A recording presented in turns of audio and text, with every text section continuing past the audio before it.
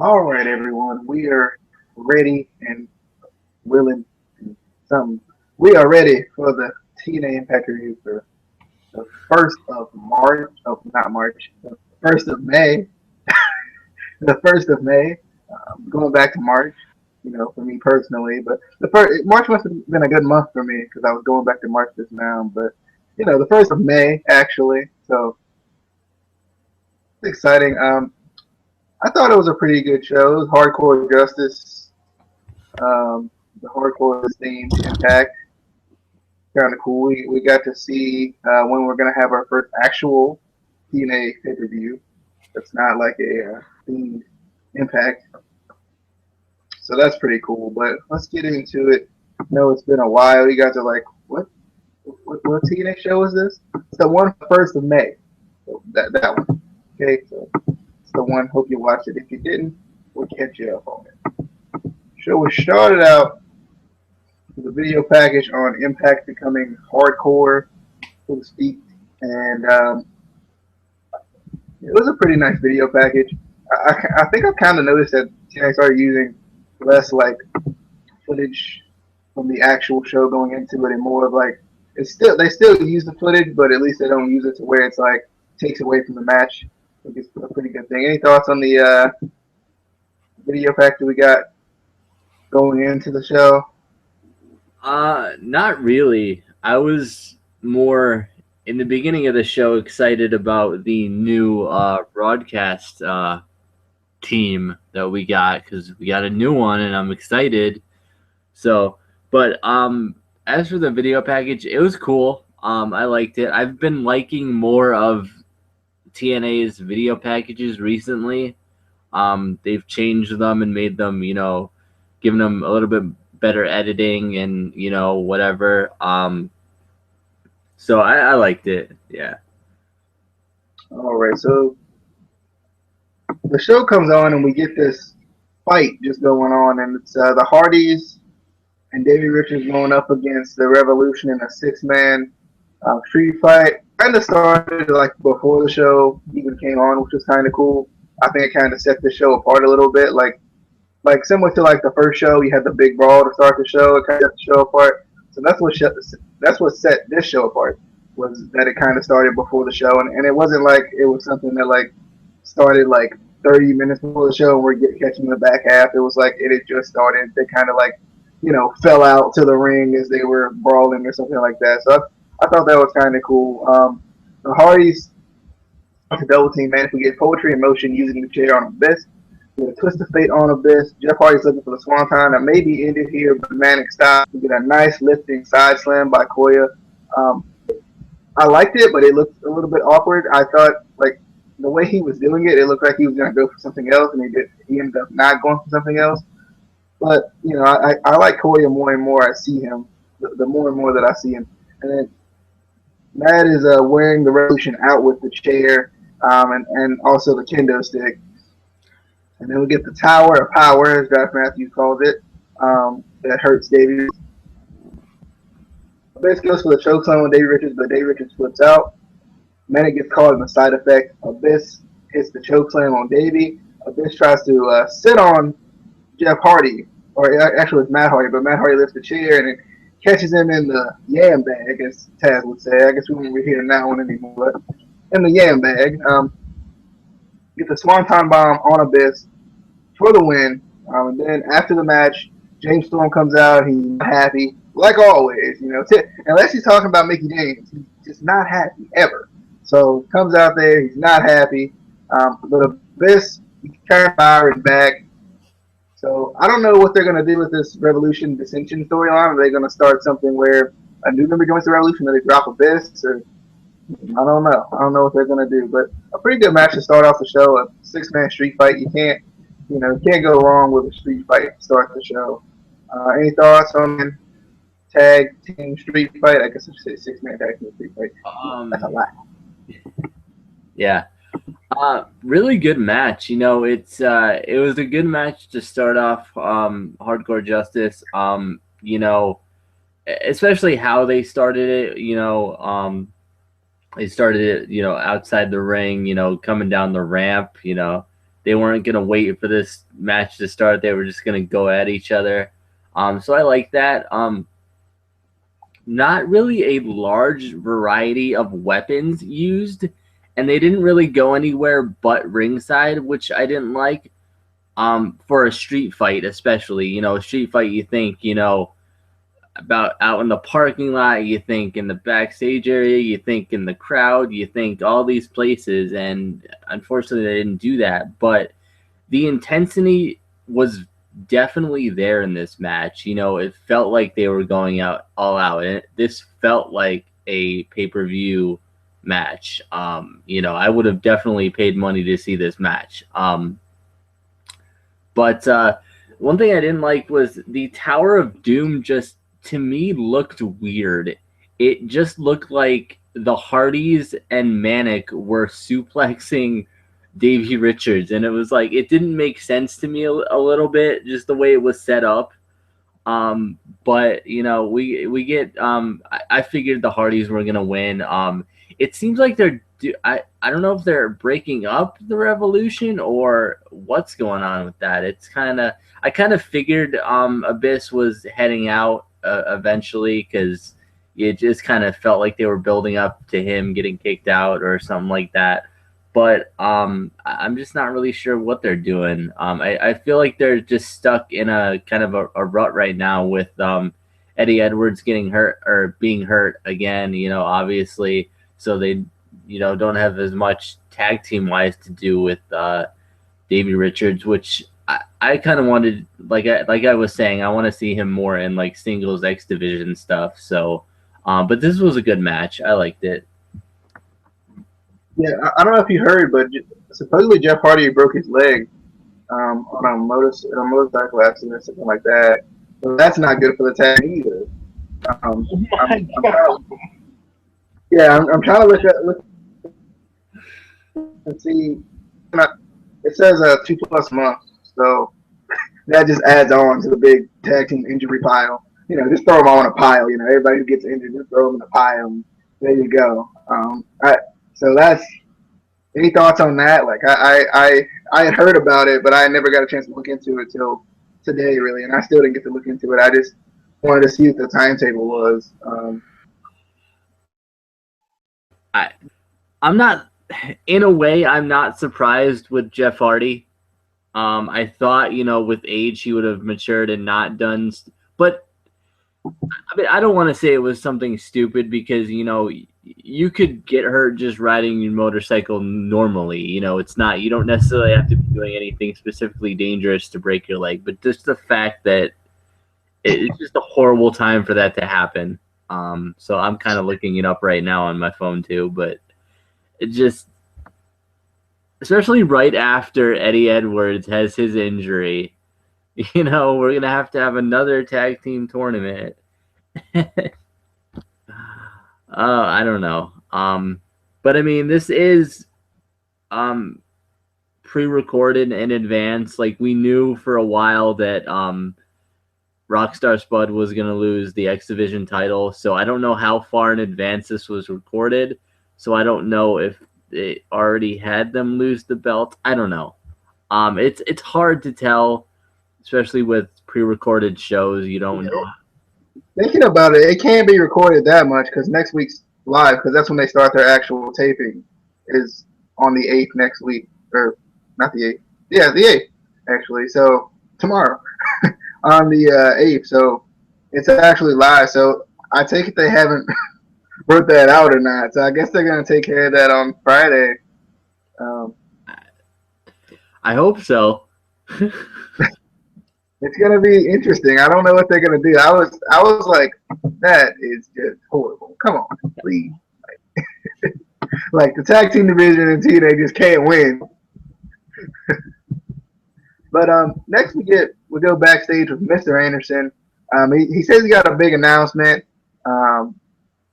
He throws the sign that he has. I think it was an EC3 sign. He said it was boring. He threw it.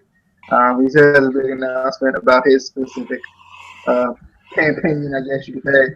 He said, "Be there," talking to EC3, because it involves you very heavily. And then after that, we get a Billy Corgan type of recognition type of thing where they're showing that he's working with TNA. I've heard of Billy Corgan. I'm pretty sure, but I can't remember off the top of my head who he really is.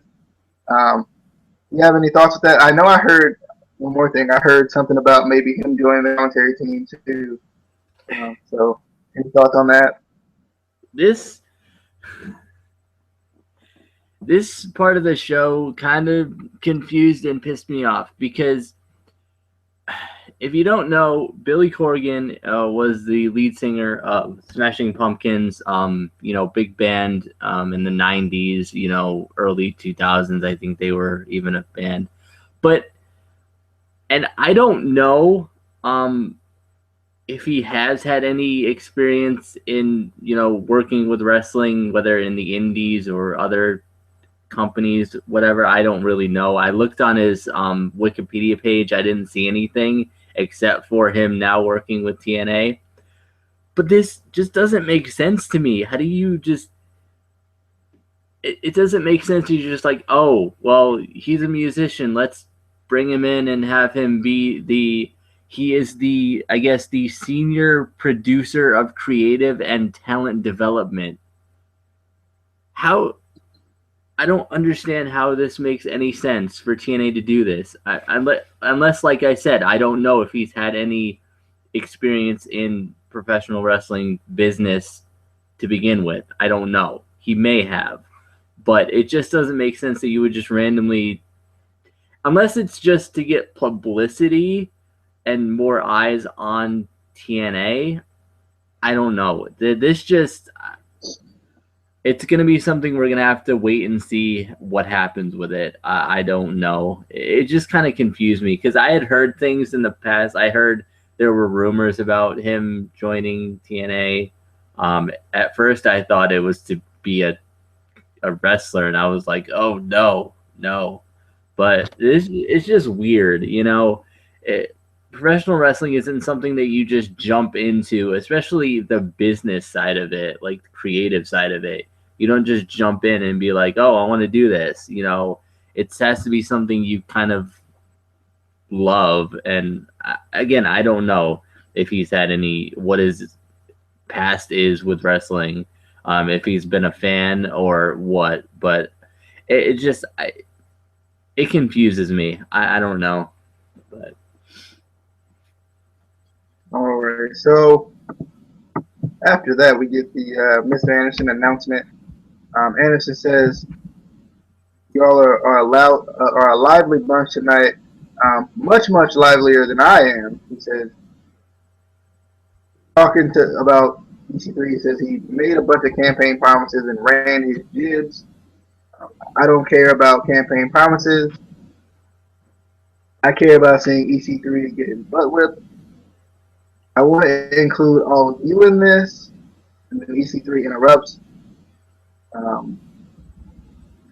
out to Al Snow for coming up with saying the filibuster line. If you ever taken a government class and they talk about filibusters, you'll know what I'm talking about. But I thought that was pretty clever of Al Snow. By the way, I kind of like Al Snow on commentary. At first, I was kind of weird. It was just weird hearing a new voice on commentary, but I do like Al Snow, and he's got the experience, so it kind of... I think it's always cool to have somebody who has wrestling experience to be on commentary because it just adds more to it that maybe people just wouldn't know about. But EC3 comes out, he says, it sucks, doesn't it? It really sucks when someone comes out and interrupts your speech, doesn't it? And he says, I think they're telling you that you can't wrestle as the fans chant you can't wrestle. EC3 says, I am the originator. This cannot be copied or duplicated again. Anderson says, basically, talking about the World Heavyweight Championship as EC3 is kind of just putting himself into that role. He says, then freaking win it. EC3 says, I don't just win, I collect scalps.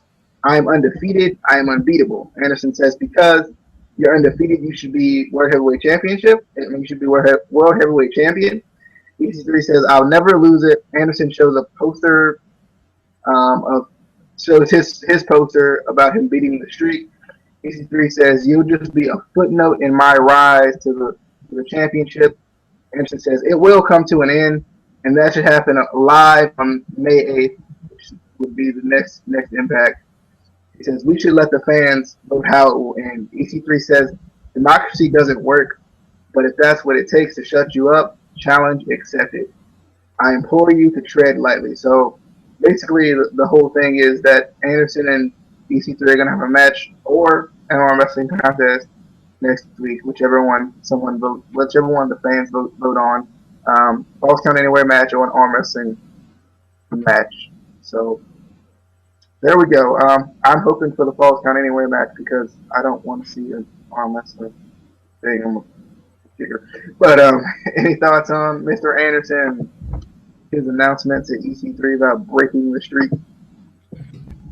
Um, Again, I always like Anderson and EC3 kind of together. They work well together. They work well off of each other.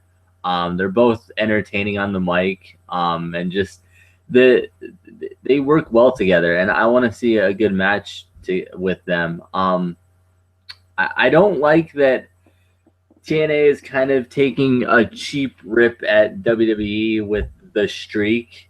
First of all, the streak is way over, so this is kind of stupid for them to be doing a streak thing.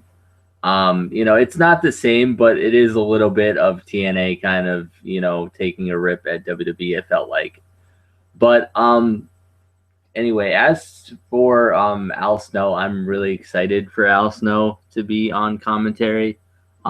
He actually did, make reference to the fact that he did train Josh Matthews, and they talked a little bit about that. That was kind of cool. And he just felt more lively and more entertaining in a way than Taz did. Taz just didn't, especially past his last couple weeks on the show. He just didn't feel like he wanted to be there.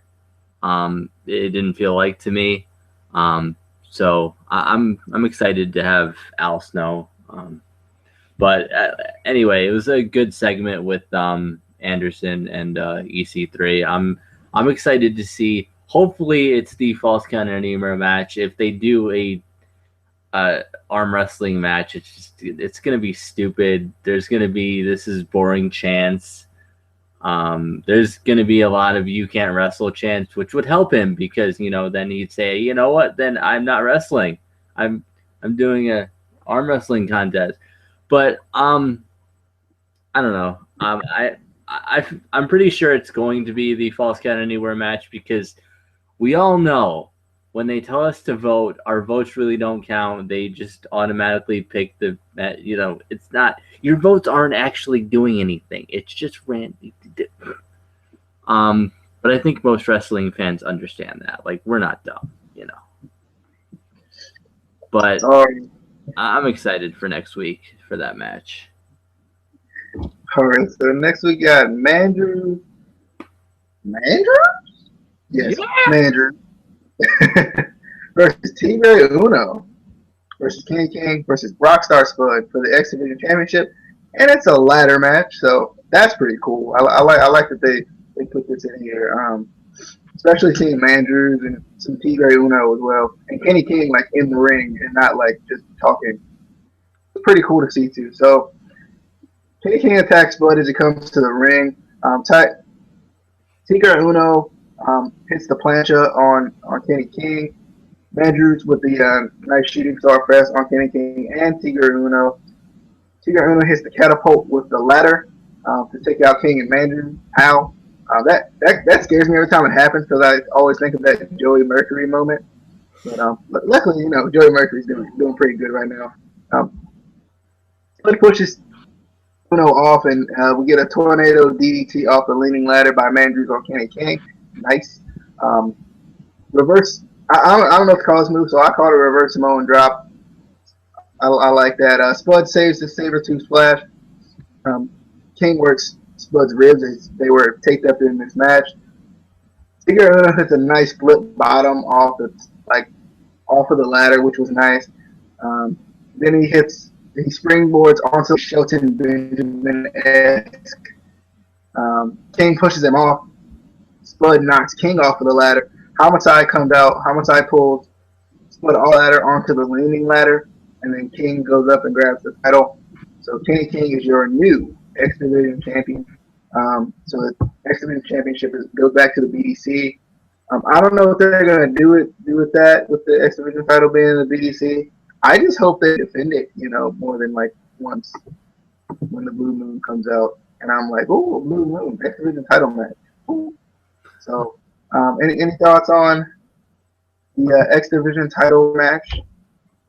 First off, my boy Mandrews was in this match, so yeah, he's back. He's still there. First of all, we get a beautiful corkscrew dive by Tigre Uno just right out the gate. He doesn't even wait for nothing, just bam. And then a really nice and you just went away. Where'd you go? Mandrews gets a really nice shooting star press. I love his shooting star press. It's so nice. It almost I can't even actually think of anyone who does a nice shooting star press like that anymore. Billy Kidman. Oh, well, yeah, but it's too easy to go for Billy Kidman because he's the only one who's ever really done a really good shooting star press. Everyone else is just kind of okay. But Mandrews does such a beautiful shooting star press. I love it. You're thinking about Brock Lesnar. Well, yeah, I mean, you gotta add the Lesnar shooting star press because just it looks like he's gonna die every time he does it. Like I'm waiting for him to land on his head. But anyway,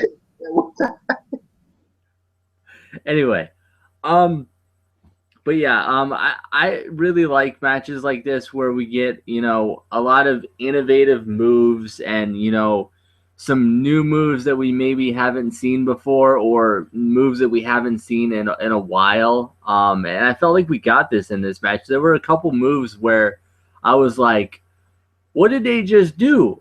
I've never seen that before. And it was mostly Mandrews and Tigre Uno. Sorry, Rockstar Spud and Kenny King. I love you, but you didn't do really innovative moves in this match. I'm sorry. But, Kenny King is the winner, which we knew was going to happen anyway with the stupid news sites and Wikipedia and friggin'.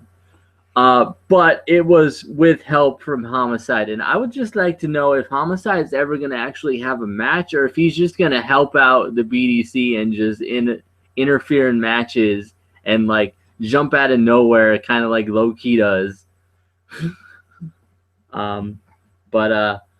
I'm excited to see what goes on with this because I want to see what they're doing with Rockstar Spud now. Hopefully, Mandrews is coming back some more, and maybe they'll get Hernandez to come back and take care of Homicide. Because they used to be a tag team together, LAX. Get them back and. But anyway. Something like that? Is that how it goes? Anyway. Nice to see a ladder match.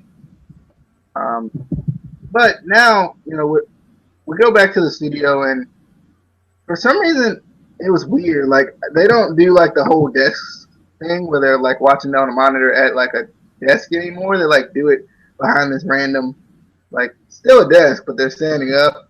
And I was like, this kind of makes me feel like I'm watching, like, a highlight show or something. Just for some reason, like looking at them where they were at that point.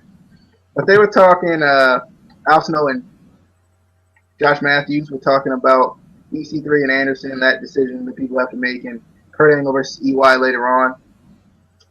Real quick before I forget about comments, LB Clash King says, I like Al Snow on commentary with Josh Matthews. I think they did great commentating in the show.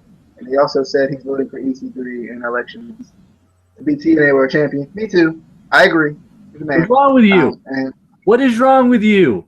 And he also said to be the future next co-face of TNA along with my boy Rockstar Spud. So there you go.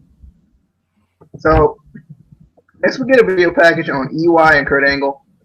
I feel like this video package kind of made EY look like crazy dangerous like always, which I like. So it's a cool thing. Any thoughts on that video package? Not really. I just like, um, what they're, I'm still kind of half and half with EY. I kind of I like the deranged EY, but then I like the happy EY. I don't know which one I want more, and it's making me sad. All right. So next we got EY with the stretcher. He's cutting a promo with a stretcher. He says, "People thought you knew me. Angle thought he knew me. He wanted to wrestle the real EY. Kurt, you said winning the title changed me. It did. It showed the world how good I was, how I am a world class wrestler, champion, man, etc., etc."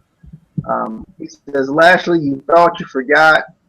You thought I forgot, but I put you on this." Talking about the stretcher. Rude says, he says, "Rude, I put you on this. Aries, I put you on this." And talking about Aries, you may never come back. That brings me to you, Kurt Angle. You want to keep ducking me? A non-title stretcher match? Some people see that as a step backwards. He says, I see it as an opportunity. I see a man who can't be beat, a man who's hurt, a man who's gonna be hurt, even more. I do what countless superstars couldn't do. Tonight, I end Kurt Angle's career. Any thoughts on the EY stretcher promo? I thought this was a really good promo. You know, I feel like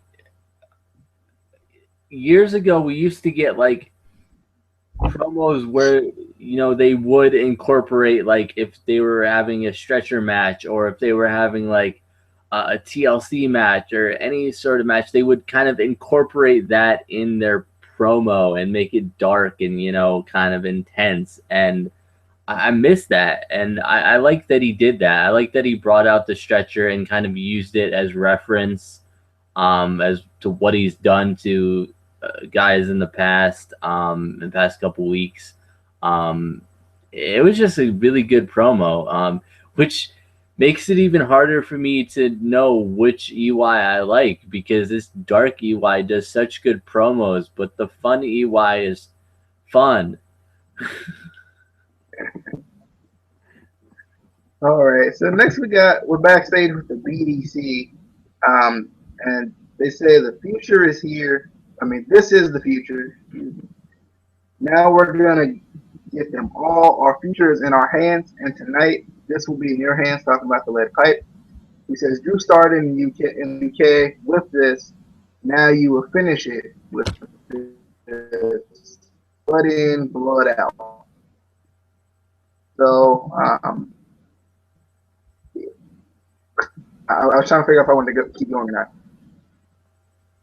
Any thoughts on the backstage thing with the BDC promoting their pole on a pipe on a pipe on a pole match? No, I think low key just wanted a segment where he takes the pipe and beats an inanimate object with it. I think that's really just what happened. But I like that he kind of, it sort of didn't make sense at the same time that he said blood in, blood out. It was cool, but usually blood in, blood out usually means like you're, blood into the gang and then blood out. But Drew was never in BDC, so saying blood in, blood out doesn't really make sense. He wasn't in, so how could he, what? Maybe I just thought that over too much, but it just didn't make sense. I was like, why? Also, Casey, LB said that Mandrews is his boy, not your boy. So No, he's my boy, and I will fight you for that. Okay, he's my boy. I liked him before you did, and you can have Rockstar Spud. speaking of Spud, we're backstage with Rockstar Spud, and he says he's kind of disgruntled here. He's upset. He's not happy. Obviously, just losing the title. He said, I had it stolen from me. He said, 14 years of work stolen from me. That belt meant AJ, Daniels, Kazarian, Name some more people. He says, I was on that list, and that list meant that you are one of the best in professional wrestling. He says, I will get it back. I will be X Division champion again. So there we go. Any thoughts on chilling with Spud in the backstage area, trying to cheer him up? He didn't mention Chris Sabin or Suicide. They were both, you know, But anyway, I liked it. It kind of, it, he lost the title, but it shows that they're not just gonna like fade him out, or just forget about him. He's gonna at least try to get revenge and try to get the title back. I don't know how well that's going to work because the BDC always does the gang mentality. So hopefully he gets it back because I like seeing him. Or maybe like Mandrews get the X Division title. Somebody, another new person I want to see. Another new guy who hasn't had it before.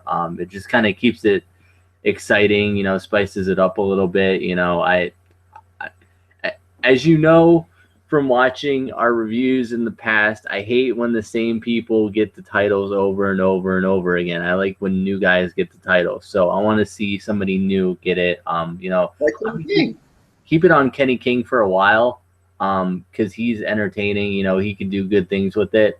As long as they don't do it too heavily as long as he does defend it occasionally, being in the BDC. I hate when they do a faction where they never put the title up, because it's like, what's the point of having a title if they're never going to defend it? But I could see where they can go a lot of different ways with this, so I'm excited. Like low key when he just lost the title. Lost it. We didn't see him with the title for a while. Then he randomly defended. I was like, oh, he found it. Oh, there it is. Oh.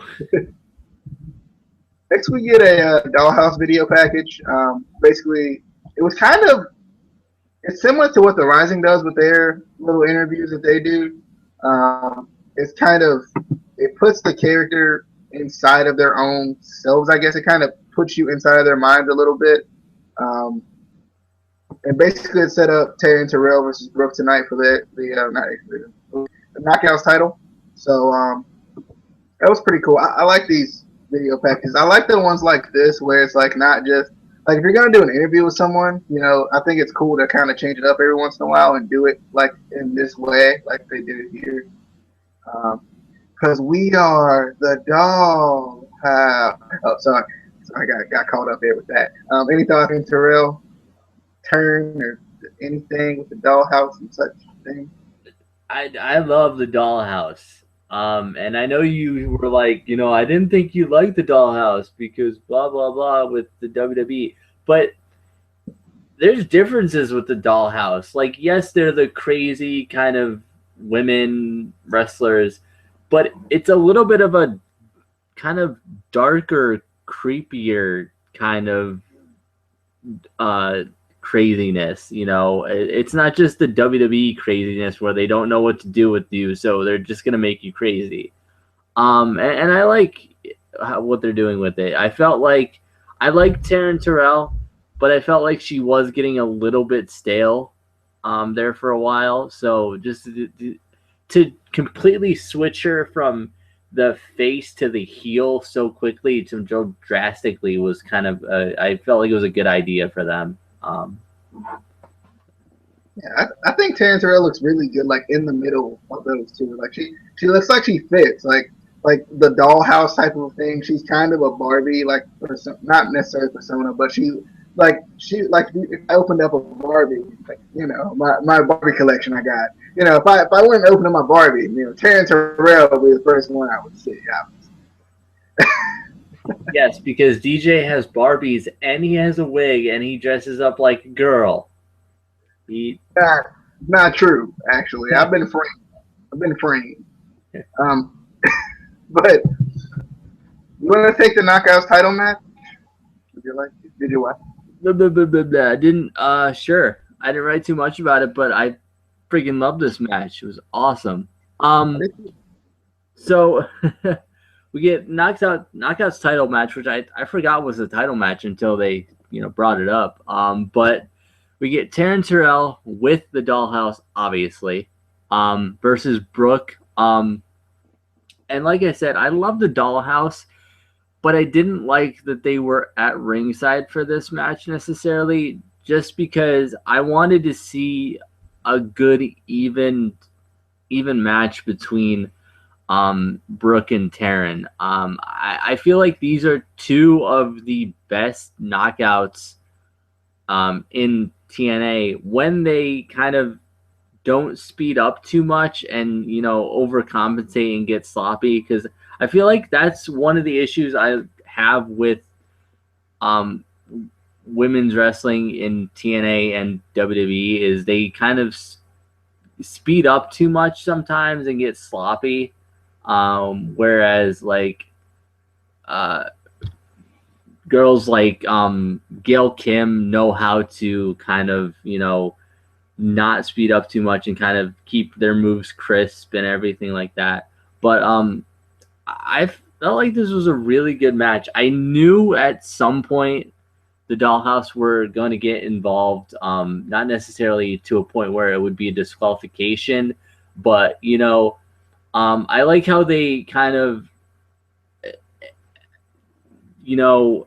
they'll pull tricks on the outside of the ring, and it plays into that Dollhouse, playful character that they have. They grabbed Brooke's feet at one point. They're trying to distract her, which was kind of entertaining. But obviously my girl Brooke did not win the title. Sad face, because why would we want that? But no, it makes sense that Taryn Terrell retained the title. Just the fact that she just joined, or it was just announced that she was in the Dollhouse, it wouldn't make sense for her to lose the title that quickly. But then afterwards, we find out. Well, I will let you get to that part after the match, what happened, because it's kind of a big deal. I'm excited. All right. Also, LB says that he likes this Dollhouse as well. So, I think it's a good thing. I think it's a good thing. I definitely like this match. It was, it was technical at the points it needed to be technical, and it was kind of dirty at the points it needed to be dirty. I feel like we kind of saw a different Taryn Terrell in this match, which was cool. I like when they go from heel to face and they change their movesets a little bit. We still saw the Taryn Cutter, which it's got to happen out of nowhere, at any point in time ever. So I like it. I'm definitely a fan of this. But after the match, the Dollhouse spins Brooke and then slams her on the ground or on the canvas, and then they put a jawbreaker in. Typical Dollhouse type of a thing. Terrell grabs a mic. She says, "Kong couldn't beat me. Brooke couldn't beat me. No one will beat me, because we are the dog." I'm not gonna say it again. I can't do it. But Who are they? Gail Kim's music hits. I think we got it. Gail Kim's music hits. She said, "Nobody's gonna beat you." She says, "I'm kind of confused right now.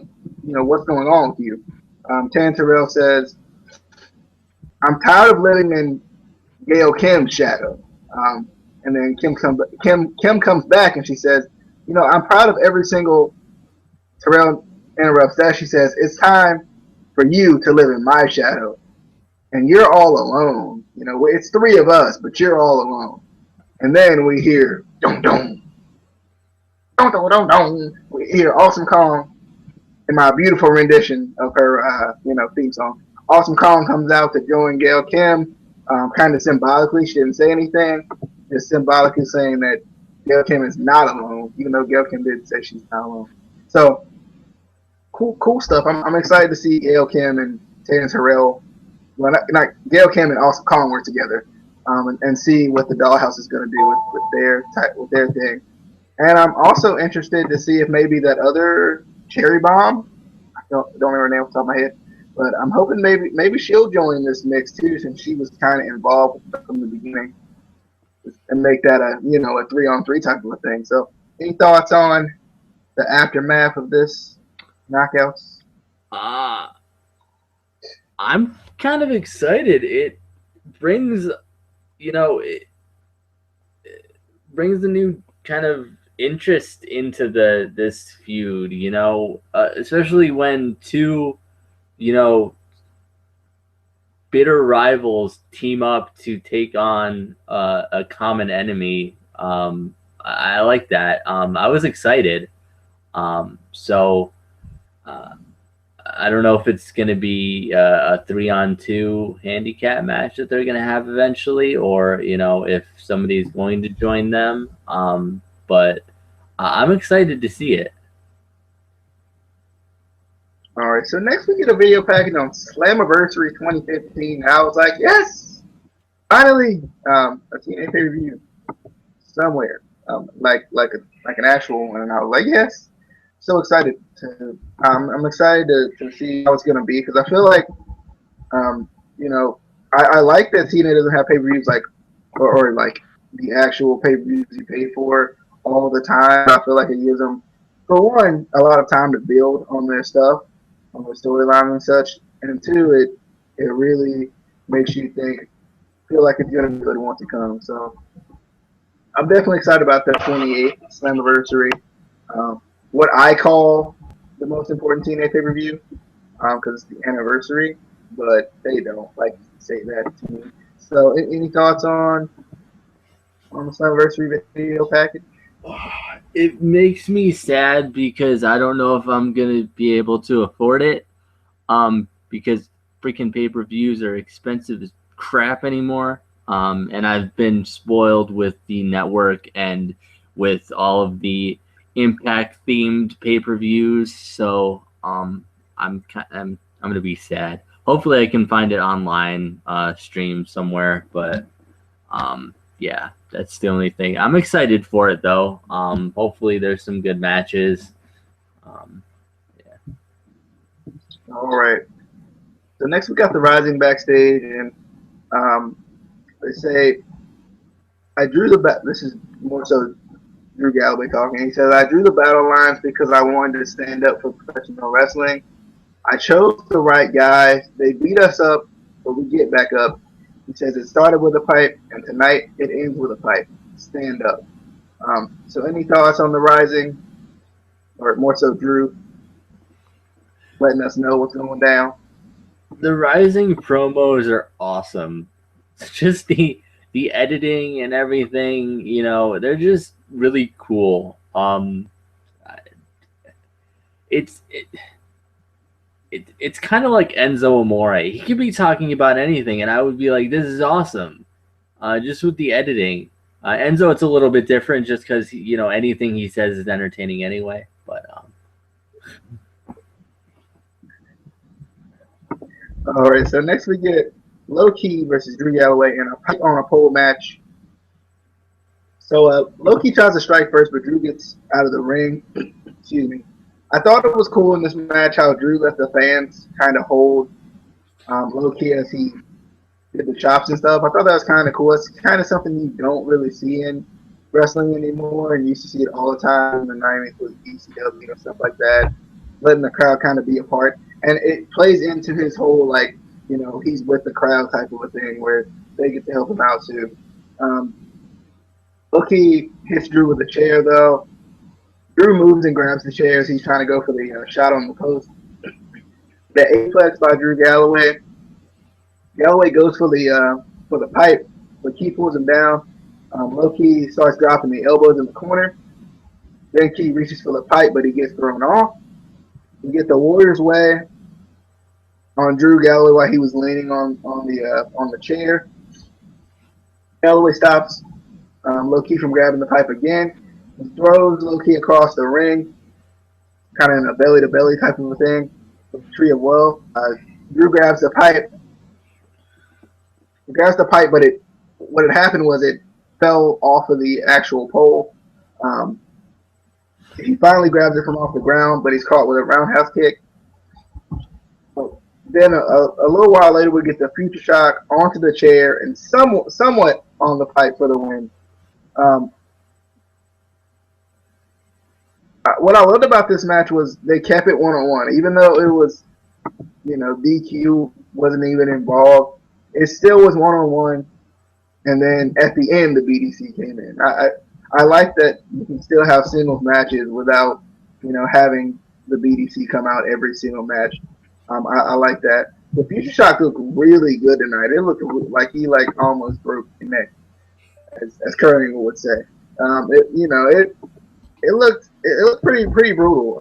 After the match, the BDC does come out, but the Rising evens the air, goes back and forth, and then we go to commercial. So I definitely like this match. It was physical. I don't know what the pipe did though. The pipe was there. It was like symbolic, I guess, but it never got used at all. And I was like, wait, what? Why was the pipe even on the pole? Why don't you just have a pole match? Have nothing up there. Like the pipe was there, but it never. Like he kind of did the future shock on it, but he really hit more of the chair than it did the pipe. And I don't really work too well with the future shock anyway. But I don't know. Like it was just weird that there was no usage of the pipe at all. He grabbed it, and then that was about it. You got any thoughts on the pipe on a pole match or the pole on the pipe match? I love the fans holding low key. And it wasn't even like Drew had the fans hold them. They were just doing it themselves. Like they didn't even care. They were just gonna hold him, and I was like, "That's awesome." But a little side note that I wrote. It's to me thinking about it. It's amazing how much I love Drew in TNA versus how much I didn't even acknowledge his existence in WWE. Like I love him so much right now. The Warriors way on Galloway kind of bent over the setup chair. Ow. That I don't know how you ow. Ooh, that hurt my ribs just thinking about it. It was just a really good match. I don't understand why this was a pipe on a pole match either. It wasn't even, it was picked up twice and then nothing. Our winner, obviously, Drew Galloway. It was also weird to me that the BDC didn't interfere during the match at all and came out like a few minutes after the match ended. It wasn't even like they came out immediately after the match ended. There was like a good maybe minute there where, before they came out. I was kind of confused at that. But hopefully, they build something up else after this, because it just didn't make sense that this was a pipe on a pole match when they didn't even use the pipe.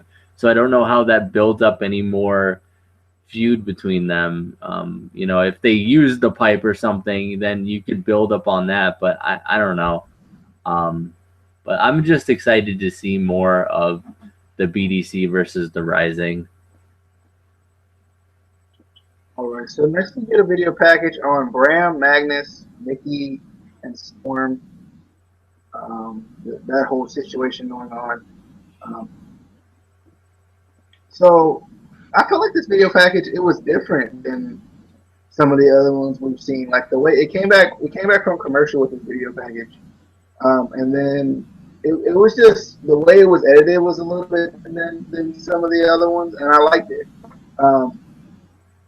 Mickey, we saw in this video package that Mickey had her little baby, and James Storm, conveniently at the store at the same time, joins her, and kinda, it was just funny. Like if they're really supposed to be friends, like she was so hesitant on letting him hold the baby.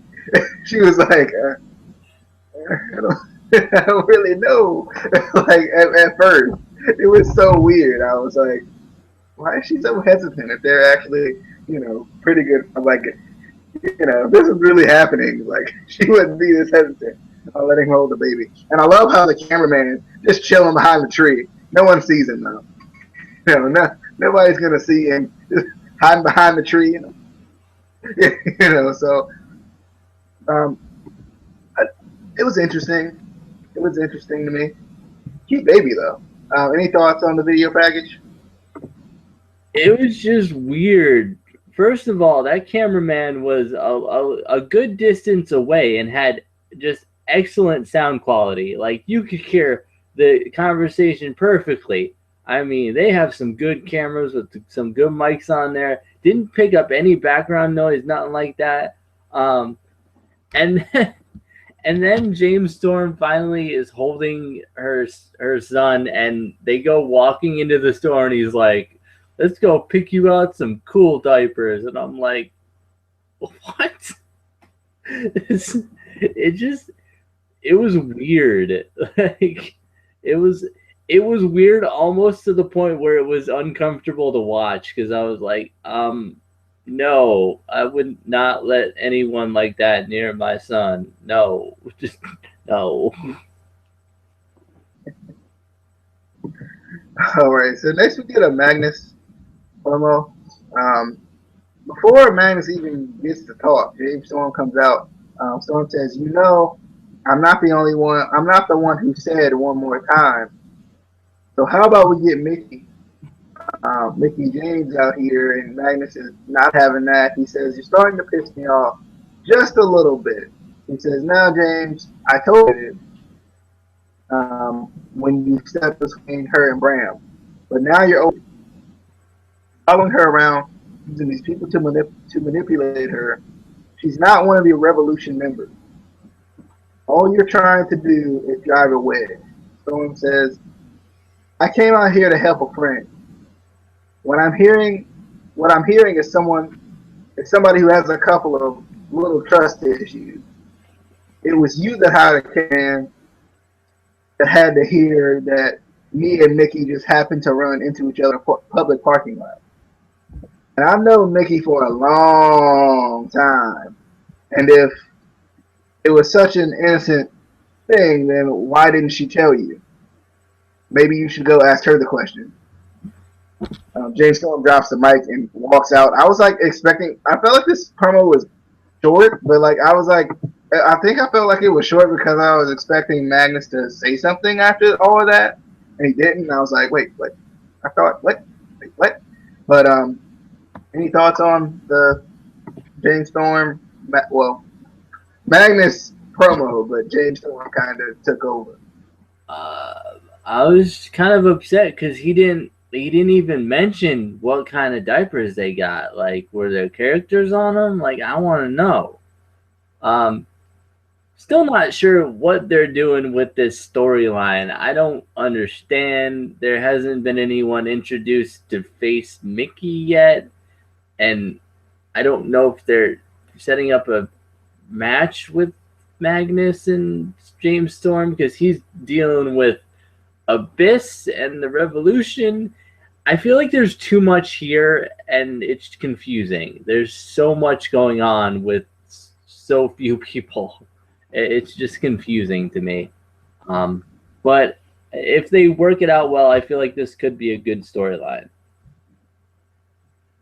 So now, as long as we get to see the baby more so than one thought, that was a cute baby. I was happy myself.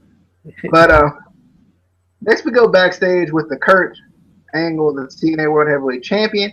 He says tonight is not about showing you why I'm an Olympic gold medalist. It's not about the best professional wrestler in the business. It's gone beyond personal. It's not about submissions. It's not about pinfalls. It's about 100% violence. He says, you won't leave this building unless you're on a stretcher. I'm going to show you how a pissed off Kurt Angle really is. It's real. So, any thoughts on the backstage chilling with Kurt Angle, talking a little EY? I can't stand it anymore when Kurt Angle says it's real, it's damn real. It was annoying enough when he said it's true, it's damn true, it's true in WWE. It's real, it's damn real. It just sounds weird. It doesn't sound right. But anyway, Um, at this point, I was ready for the match. I didn't want to hear any more promos. I just wanted to see them beat the hell out of each other. Um, I was upset that it wasn't for the title, but I was excited for it anyway. Yeah, all right. So next we got Eric Young, the deranged one, going up against Kurt Angle in a stretcher match for the main event of the evening. EY attacks from the beginning. Angle comes back, but EY rakes the eyes. The fight goes outside. Kurt Angle practically runs EY's head into everything he could find. EY picks up the aggression though. Then he gets caught with belly to belly. Angle Angle's apron dive is reversed by EY, and that's how EY gets control again. EY misses the back kick. Angle hits him with the German. EY takes the turnbuckle pad off as Kurt Angle is trying to German him some more. EY falls out of the ring, but Kurt Angle still has the grip, which I like. EY gets the low blow, so basically that gets him out of the grip. We get the slingshot into the post. Angle slam on the outside. Kurt Angle reverses some sort of move Eli was going for into an ankle lock, and Angle ends up running into the exposed turnbuckle after he rolls through that.